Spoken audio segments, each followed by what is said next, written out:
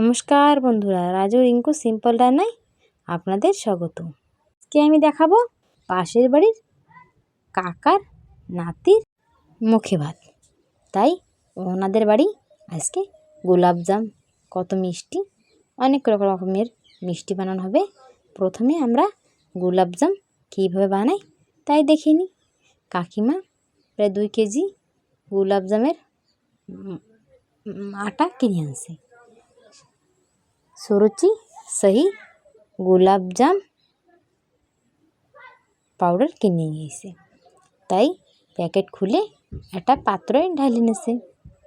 ঢাইলে এখন এয়া সেনে নেবি, তাই অল্প অল্প জল দিয়ে সেনে নেবি। উষ্ণ উষ্ণ গরম জল, না অনেক গরম না অনেক ঠান্ডা। তাই উষ্ণ উষ্ণ গরম জলে কাকিমা সেনে নিচ্ছে।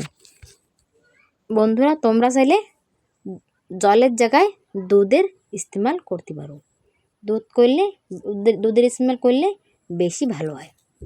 কাকিমার বাড়ি দুধ ছিল না, সেই জন্য কাকিমা অল্প অল্প উষ্ণ উষ্ণ গরম জল দিয়ে এই ডোটা সেনে নিয়েছি। এই দেখো, এই ডো সেনা হয়ে গেছে। তার ডো একটু টাইট হয়ে গেছে, আর একটু পাতলা সেনতে হবে, আর একটু নরম সেনতে হবে। তাই সেনে নিচ্ছে, সেনা হয়ে গেছে। এই দেখো, ওদিকে 2 কিলো গোলাপজামের জন্য 2.5 কিলো চিনি শিরা বানাই নিয়েছে। এদিকে সেই ডোর থেকে অল্প অল্প লেচি কেটে, ছোটো ছোটো লেচি কেটে এই গোলাপজামের শেপ দিয়ে তেল ভেজে নিচ্ছে। তেল একদম নিবা আজে ভেজে নিচ্ছে, একদমই অনেক কম আঁচ থাকবে।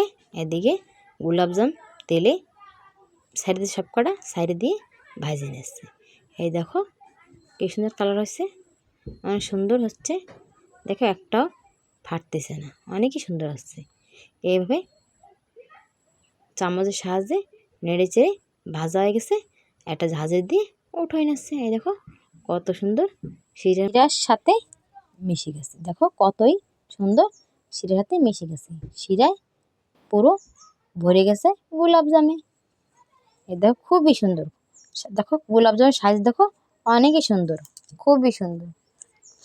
এই কাকিমা প্রায় ঘরেতে বানায়, খুবই টেস্টি লাগে। আজকে একটু বেশি বানাচ্ছে, অনেক সুন্দর হয়েছে।